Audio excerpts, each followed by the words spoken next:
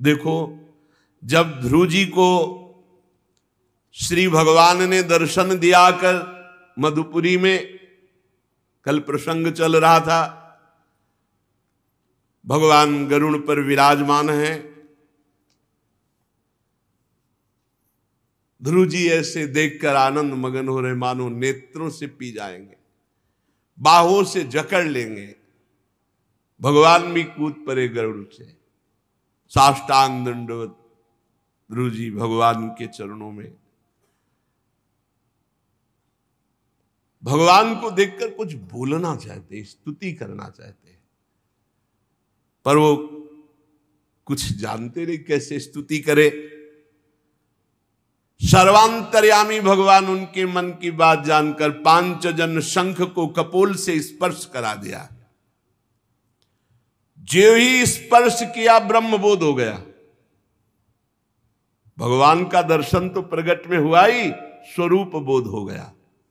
ब्रह्म के स्वरूप का बोध होते ही समस्त ज्ञान विज्ञान के हृदय में। ध्रुव जी भगवान की स्तुति करने लगे। योऽन्तः प्रविश्य मम वाचमिमां प्रसुप्तां संजीवयत्यखिल शक्तिधरः स्वधाम्ना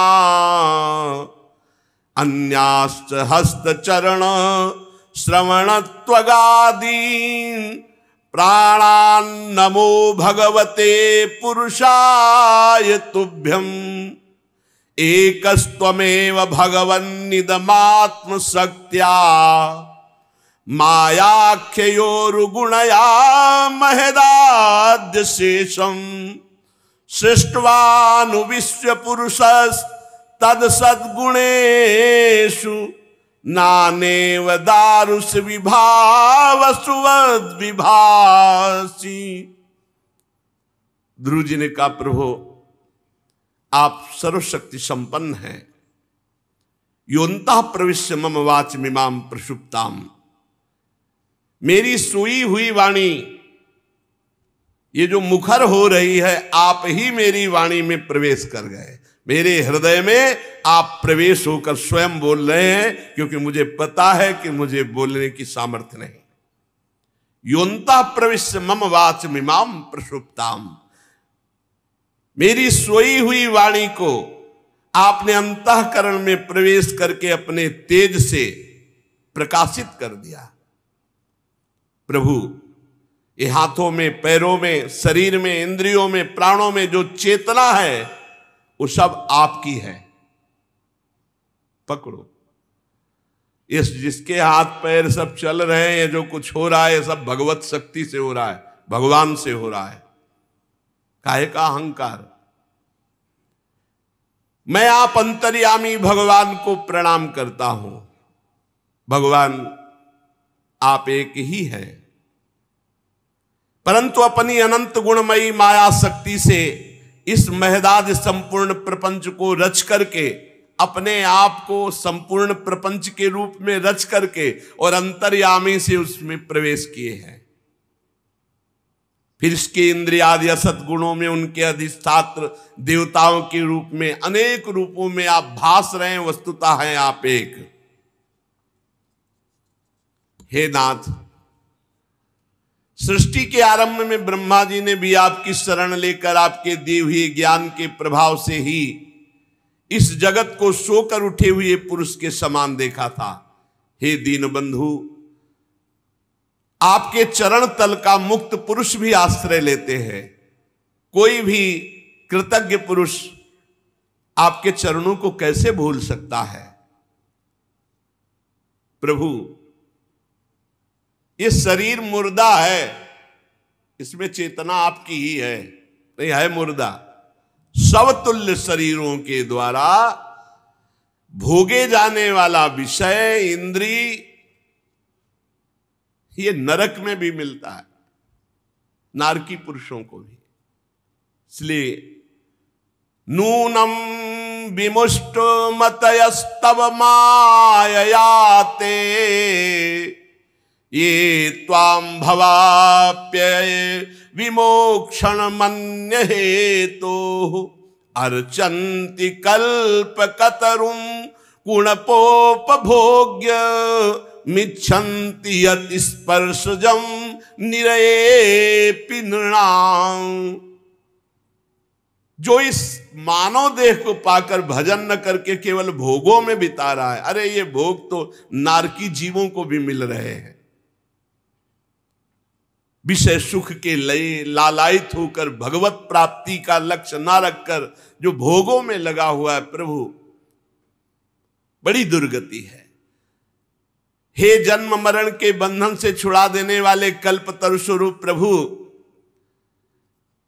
साधना का केवल उद्देश्य भगवत प्राप्ति होना चाहिए, अन्य कोई उद्देश्य नहीं रखना चाहिए। नहीं उसकी बुद्धि आपकी माया के द्वारा ठगी जाएगी, केवल उद्देश्य भगवत प्राप्ति। हे नाथ, आपके चरण कमलों का ध्यान करने से, आपका नाम जपने से, आपके पावन चरित्र सुनने से जो सुख मिलता है वो निजानंद स्वरूप ब्रह्म के अनुभव में भी नहीं मिल सकता। वो सुख जो आपके नाम जपने में, आपके लीला चरित्र गायन चिंतन में, वो सुख और कहीं नहीं। क्योंकि बड़े बड़े ब्रह्मबोध संपन्न महापुरुष भी इसी सुख का रसास्वादन करते हैं, नाम जप करना और भगवत चरित्र गायन सुनना। प्रभु फिर जिन्हें काल की तलवार नष्ट कर देती है, ऐसे इस मृत्यु लोक के या स्वर्ग लोक के या अन्य लोकों के सुख, उनमें कैसे हम तुलना कर सके। नाम जापक, भगवत लीला गायन, भगवत चरित्र सुनने वाले को जो सुख मिलेगा वो किसी और को नहीं।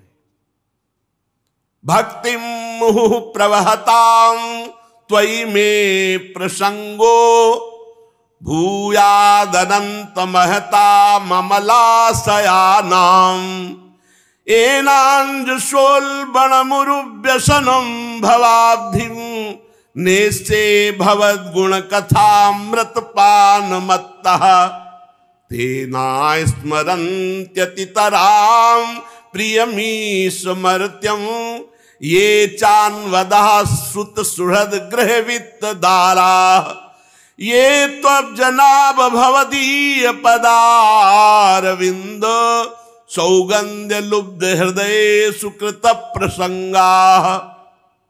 हे प्रभु,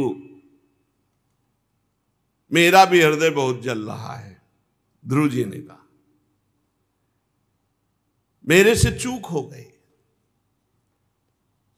मैं जब चला था तो मेरे हृदय में था कि मैं सर्वोच्च पद प्राप्त करूंगा। इसका कारण हुआ कि बहुत समय तक हमने संतों का संग नहीं किया।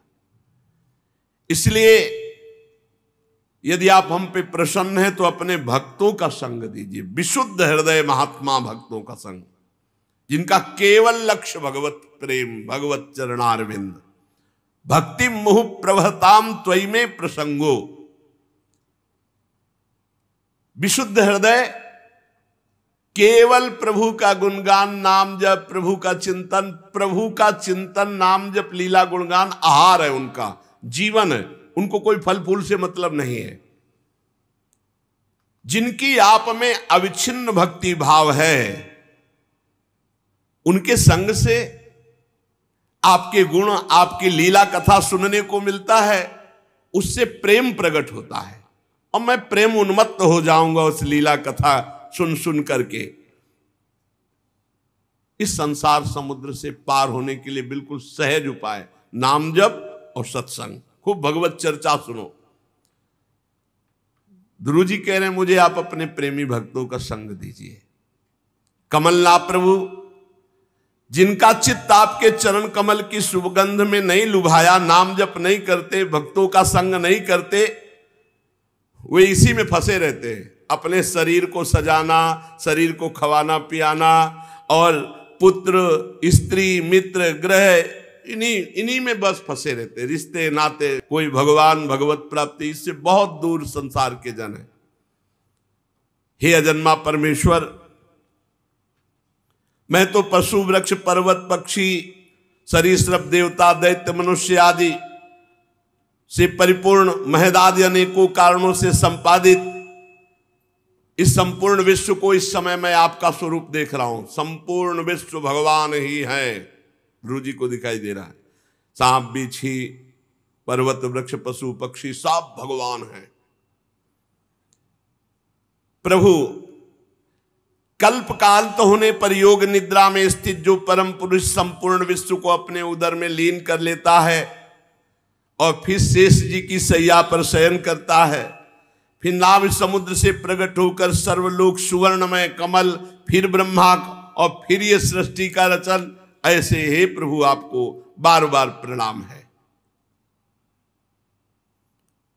विनय की भगवान ने कहा, उत्तम व्रत का पालन करने वाले राजकुमार, जो साधना के पहले संकल्प होता है, इच्छा होती है, मैं पहले उसकी पूर्ति करता हूं। भगवान के विधान को समझिए।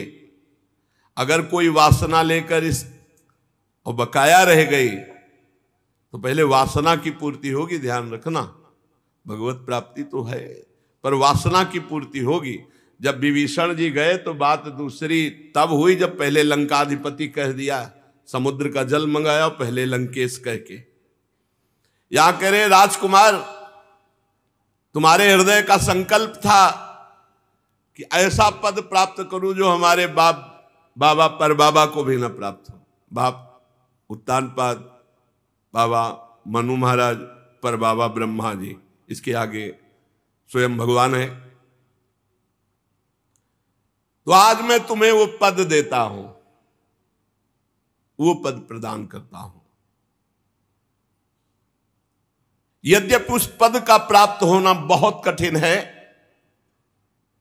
तेजोमय अविनाशी लोकों में आज तक किसी ने उस पद को नहीं प्राप्त किया।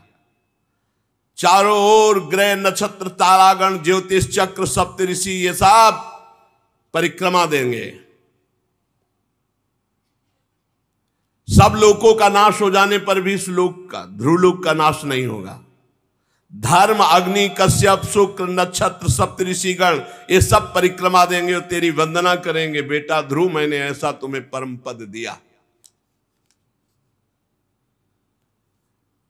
और भूमंडल का जिस सिंहासन पर तुम बैठना चाहते थे पिता की गोद में, 36,000 वर्ष तक धर्म पूर्वक तू उसका राजा बनकर पृथ्वी का पालन करेगा।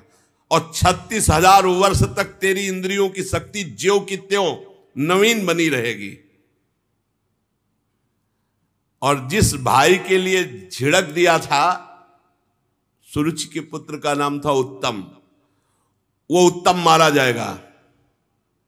और उसकी माता सुरुचि पुत्र प्रेम में पागल होकर वन में खोजते हुए दावानल में भस्म हो जाएगी।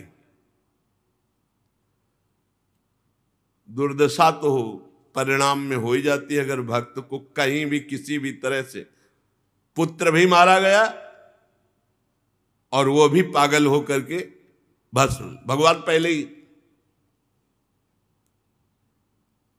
तू अनेक बड़ी बड़ी दक्षिणा वाले यज्ञों के द्वारा मेरा यजन करेगा, उत्तम उत्तम भोग लगा करके मेरा स्मरण करते हुए मगन रहेगा। और अंत में मेरे दिव्य विमान पर बैठकर सप्तऋषियों से भी ऊपर मेरे निज धाम में अटल पदवी पे बैठेगा। ये अटल पदवी। ध्रुव जी को ऐसा वरदान देकर भगवान अंतर्ध्यान हो गए। ध्रुव जी का मन बहुत दुखी हो गया। उन्होंने कहा कि भगवान का सानिध्य ना मानकर, भगवान की सेवा ना मांगकर ये क्या मांगा? अटल पदवी। विशेष प्रसन्नता नहीं हुई।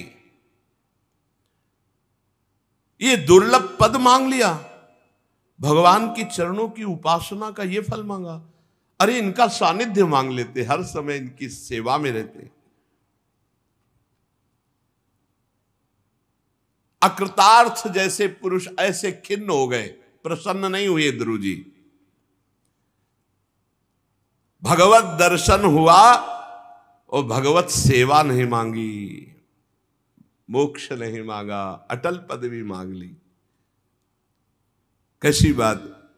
मैत्रेय जी कह रहे, चूंकि ध्रुव जी का हृदय अपनी सौतेली माता के बागबाणों से बिंद गया था, इसलिए उन्होंने मुक्तिदाता हरि का सानिध्य नहीं मांगा, सेवा नहीं मांगी, मोक्ष नहीं मांगा। अब उनको बड़ा पश्चाताप हो रहा कि बड़ा घाटे में रह गए। ध्रुव जी मन ही मन कहने लगे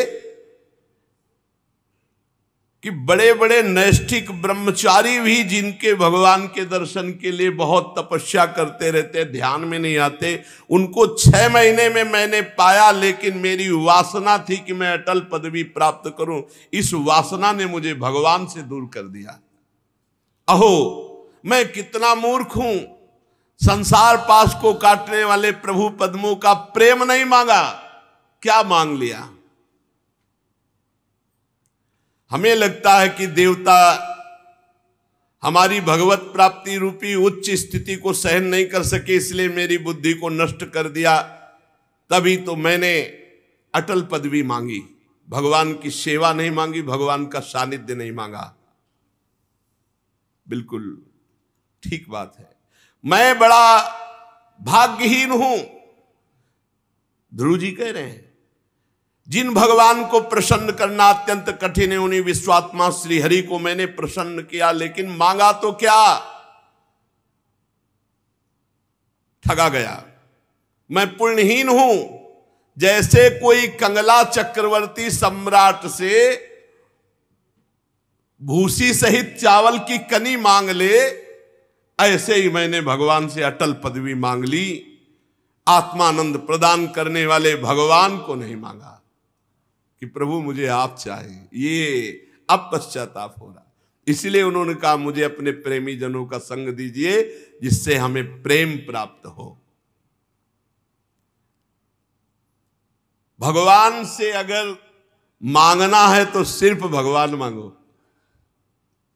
ध्रुव जी को अटल पदवी प्राप्त होने पर भी भगवान से मांगना है, तो भगवान मांगने का मतलब आपका चिंतन बने, आपका नाम जप करूं, आपकी लीला कथा हो, आपके साथ रहूं, हमें वो कुछ नहीं चाहिए, कोई पदवी नहीं।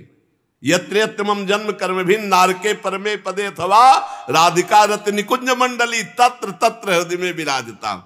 ये चतुरता है मांगने की। मांगना है प्रभु से भजन करके, तो प्रभु से यही मांगो कि आप चाहिए, आप हर समय आपको देखता रहूं, आपका सुमिरन करता रहूं, आपकी सेवा।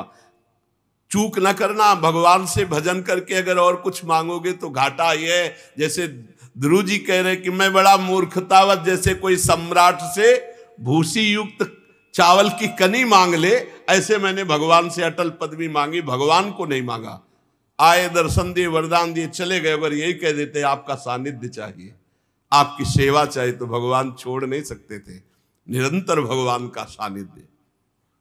श्री मैत्रेय जी कहते हैं, विदुर जी तुम्हारी श्री मुकुंद पादारविंद में बहुत प्रीति है, तुम निरंतर भगवत चिंतन में मगन रहते हो। जो भजन में संतुष्ट रहता है, ध्यान देना, उसे भगवत प्रेम प्राप्त होता है, वो कोई और पदवी नहीं चाहता। भजन में संत मतलब हमारा भजन हो रहा है, इससे बड़ी हमें कोई सिद्धि नहीं, कोई लाभ नहीं, इससे बड़ा कोई लाभ नहीं। भजन चल रहा है, सब ऐसे को प्रेम प्राप्त हो। प्रेम अत्यंत दुर्लभ वस्तु है। ध्रुव जी ऐसा विचार करते हुए अपने नगर की ओर लौट आए। जे ही राजा उत्तानपाद ने सुना कि ध्रुव जी लौट रहे हैं, बहुत पहले तो विश्वास ही नहीं हो रहा था, बहुत आनंदित हुए देवर्षि नारद जी की बात याद करके, आनंद से अधीर होकर के ये समाचार देने वाले को बहुमूल्य हार दिया कि ध्रुव जी तपस्या करके परिपूर्ण होकर भगवत साक्षात्कार करके पधार रहे हैं। राजा उत्तानपाद ने पुत्र का मुख देखने के लिए बड़े बड़े विद्वान ब्राह्मणों को आगे करके, बड़े बूढ़े मंत्री बंधुजनों को आगे करके स्वर्ण जटित रथ पर सवार होकर नगर के बाहर आए और शंख ध्वनि की, ब्राह्मणों ने वेदत ध्वनि की, मांगलिक बाजे बजने लगे। सुनीति जी और सुरुचि जी दोनों पालकियों पे चढ़कर ध्रुव जी के दर्शन के लिए आई। ध्रुव जी ने जे भी देखा महाराज उत्तानपाद रथ पर विराजमान है, दंडवत की। पुत्र को दंडवत करते देख करके उत्तानपाद रथ से कूद पड़े और प्रेमातुर होकर ध्रुव को भुजाओं में, अब ये पहले के ध्रुव नहीं है, जे ही स्पर्श किया सारे पाप नष्ट हो गए। तुरंत परम पवित्र भगवत साक्षात्कार किए हुए तो और स्पर्श से तुरंत प्रभाव पड़ता है। ठीक अगर भगवत प्रेमी का स्पर्श तो कर्म बंधन कट जाए, कर्म बंधन कट जाए। ध्रुव जी का जे ही आलिंगन हुआ, महाराज उत्तानपाद के समस्त पाप युक्त जो बंधन थे, कर्म थे, वो सब नष्ट हो गए। क्यों? क्योंकि भगवान का साक्षात्कार करके ध्रुव जी आ रहे हैं। बड़ा आनंद उत्तानपाद के हृदय में। उन्होंने ध्रुव का मस्तक शुंगा हृदय से लगाया और अपने आंसुओं से ध्रुव का अभिषेक किया। ध्रुव जी पिताजी के चरणों में प्रणाम करके आशीर्वाद पाकर दोनों माताओं को प्रणाम किया। सबसे पहले छोटी माता सुरुचि को प्रणाम किया। दूर से दोनों माताओं को देखा, पर नजदीक जाकर, क्योंकि सुरुचि की ही कृपा से प्रतिकूल व्यवहार कृपा होता है। जैसे बिल्व मंगल जी को जब भगवदानंद की अनुभूति, तो सबसे पहले वंदना की चिंतामणि वैश्या की कि अगर तू कड़ुआ व्यवहार ना करती तो मैं तेरे में फंसा रहता और गोविंद की प्राप्ति नहीं होती। तूने कड़ुआ व्यवहार करके धन्य कर दिया, मुझे भगवत प्राप्ति करा दी। छोटी माता सुरुचि जी के चरणों में जब ध्रुव जी गिरे, बहुत सकुच है कि मैंने कड़ुआ वचन बोला था। उनका चिरंजीवी रहो, ध्रुव जी को आशीर्वाद दिया। जिस पर भगवान प्रसन्न हो जाते हैं उस पर पूरा विश्व प्रसन्न हो जाता है।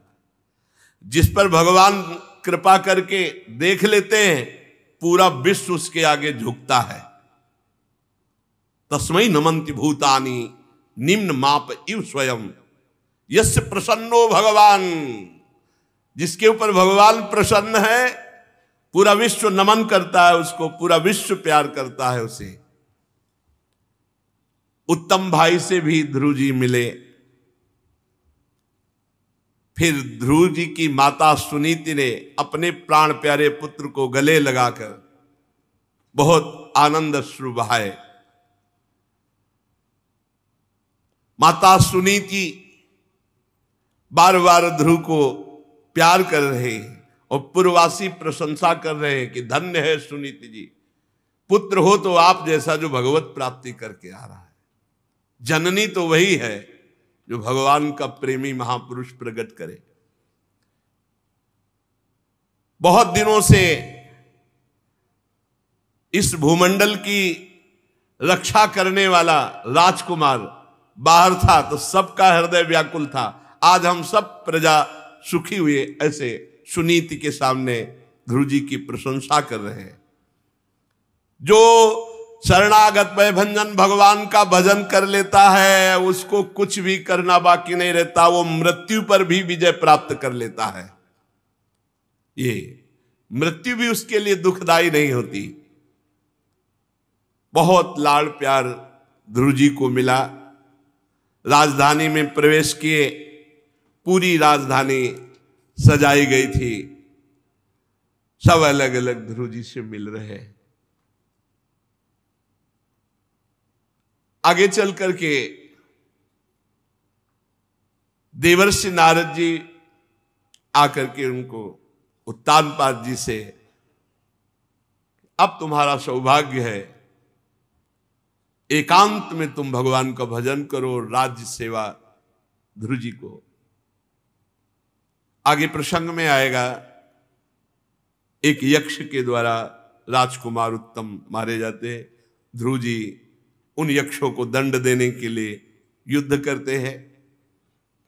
ये सब बाह्य लीलाएं, पर हर समय ध्रुव जी के मानस पटल पर वही गरुड़ ध्वज, गरुड़ पर विराजमान भगवान और वही उनकी मधुर स्मृति। मानव जीवन का परम लक्ष्य है अपने कर्तव्य का पालन करते हुए भगवद आश्रित होकर निरंतर नाम जप करो और अहंकार को मिटा दो। ये अहंकार सब चौपट कर देता है, परमार्थ स्वार्थ सब बिगाड़ देता है। अहंकार को जितना जो दबा पाया उतने ही महान साधु, चाहे गृहस्थ हो चाहे विरक्त हो, अहंकार को दबाओ। ये अहंकार साधु संग से, नाम जप से, भगवत दासता से ये शांत हो जाता है। ये संस्कृति का जन्म मरण चक्र का यही मूल है अहंकार। ये खूब नाम जप करो, भगवत दासता से युक्त रहो और संत संग मिले तो अत्यंत सौभाग्य मानकर उनकी बात को सुनो, उसको समझो, अपने आचरण में उतारो। शेष चर्चा आगे। श्री राधा वल्लभ लाल की जय।